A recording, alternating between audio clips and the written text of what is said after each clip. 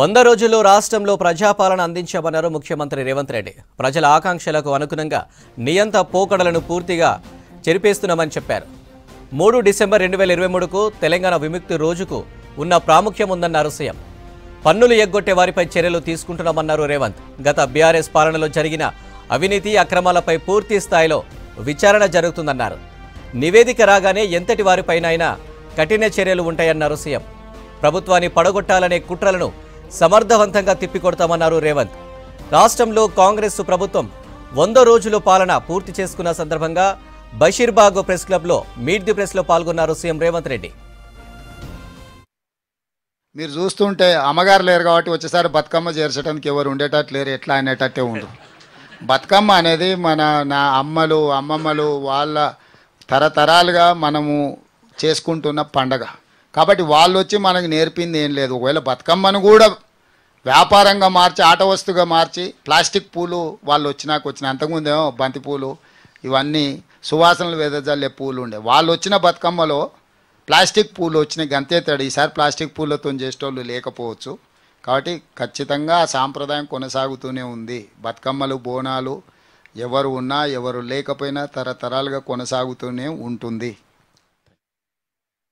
2014 నాడు వందలాది మంది విద్యార్థుల ఆత్మ బలిదానాల పునాదుల మీద ఏర్పడ్డ తెలంగాణ రాష్ట్రం. ఆ రాష్ట్రానికి ఎన్నికైన కల్వకుంట్ల చంద్రశేఖరరావు నేను కాళేశ్వరం కట్టిన, నేను కళ్యాణ లక్ష్మి ఇచ్చిన, నేను షాదీ ముబారక్ ఇచ్చిన, మీకు నేను సచివాలయం కట్టిన, నాకు నేను ప్రగతి భవన్ నిర్మించుకున్న, ఇట్లాంటి కొన్ని అంశాలను ప్రస్తావించి మళ్ళీ రాచరిక పోకడలతో వారసత్వంగానే ఆధిపత్యం చెలాయించాలి, నేను దళిత బంధు ఇచ్చిన, రైతు బంధు ఇచ్చిన, మీకు కావాల్సిన సంక్షేమం అంతా నేను ఇచ్చిన కాబట్టి నా వారసత్వాన్ని మీ నెత్తి మీద రుద్దుతా, మీరు వెట్టి చాకిరి చేయాలి, కట్టి బానిసలుగా ఉండాలి అని ఆనాడు కాసిం రిజ్వీతోని నిజాం ఎట్లయితే తన యొక్క ఆధిపత్యాన్ని ప్రశ్నిస్తే వాళ్ళ మీద సామూహిక దాడులు చేయించి వందలాది మందిని బలిగొన్నడో, వేలాది మంది ప్రాణాలు కోల్పోయినరో, చంద్రశేఖరరావు కూడా మళ్ళీ తెలంగాణ రాష్ట్రంలో తన ఆధిపత్యాన్ని తన అధికారాన్ని ఆయన మన నెత్తి మీద రుద్ది వారసత్వాన్ని మనకు అప్పచెప్పాలనుకున్నప్పుడు తిరుగుబాటు చేసిన వాళ్ళందరినీ కూడా అదే విధంగా అణిచివేసి మీకు స్వేచ్ఛ అనేది లేదు, మీరు వెట్టి చాకిరి కట్టు బానిసత్వానికి లోబడి ఉండాల్సిందే అని చెప్పి చంద్రశేఖరరావు గారు చెప్పిండు. తన వారసత్వాన్ని మన నెత్తి మీద రుద్దాలనుకున్నప్పుడు తెలంగాణ సమాజం అప్రమత్తమై అన్ని పక్షాలు ఏకమై ఆనాటి సాయుధ రైతాంగ పోరాటాన్ని స్ఫూర్తిగా తీసుకొని ప్రజాస్వామిక వ్యవస్థలో ప్రజాస్వామిక బద్ధంగా జరిగిన ఎన్నికలలో మార్పు కావాలి, కాంగ్రెస్ రావాలి అన్న ఆలోచనతోని డిసెంబర్ 3, 2023 నాడు తీర్పు ఇవ్వడంతో 75 సంవత్సరాల తర్వాత మళ్ళీ తీర్పు ఈ ప్రాంత ప్రజలకు స్వేచ్ఛ మళ్ళీ ప్రజలే తెచ్చుకున్నారు. ఆ పోరాటంలో కేసీఆర్ కుటుంబం పతనమైంది. ఈ 100 రోజుల్లో మా పరిపాలన పట్ల మీ యొక్క ఆలోచన, మీ యొక్క విశ్లేషణ, మా భవిష్యత్ కార్యాచరణకు అవసరమైన ప్రణాళికను మీతో కలిసి మాట్లాడి మాది ఎంత గొప్ప ప్రభుత్వం అంటే ధర్నా చౌకే వద్దు నిరసనలు అనేటివి ఉండనే వద్దు అన్నోళ్ళను కూడా ధర్నా చౌక్ లో ధర్నాలు చేసుకోవడానికి స్వేచ్ఛగా అనుమతి ఇచ్చినామంటే మా ప్రభుత్వంలో ఎంత స్వేచ్ఛ ఉందో అదొక ఉదాహరణ చాలు అని నేను అనుకుంటున్నా. అందుకే ఈ రోజు మిత్రులారా 100 రోజుల పరిపాలనలో 3 విభాగాలుగా నేను విశ్లేషించదలుచుకున్నా. 1 సాంస్కృతిక పరమైన విధానం, 2 పరిపాలన పరమైన విధానం, 3 సంక్షేమము అభివృద్ధి అనే నిర్ణయాలు.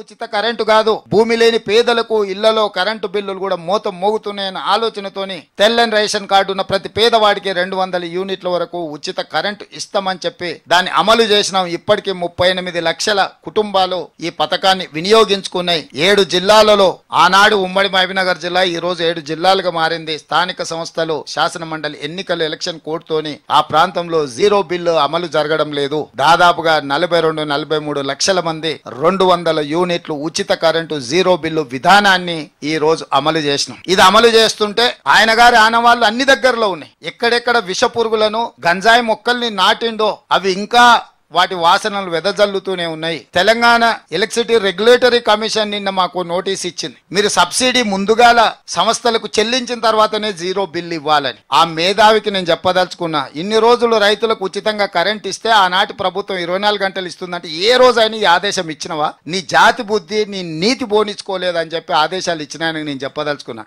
నీ ఇంటి పేరు తన్నీరు ఉన్నంత మాత్రాన్ని నువ్వు పన్నీరు అనుకుంటున్నావేమో, తెలివితేటలు మానాలి అని నేను చెప్పదలుచుకున్నా. 40,000 కోట్ల రూపాయలు రూపాయలు బకాయిలు పెట్టి విద్యుత్ సంస్థలకు ఉచిత కరెంట్ ఇచ్చిన గొప్పలు చెప్పుకుంటున్నప్పుడు ఈ తన్నీరుకు ఆ మాత్రము అవగాహన లేదా?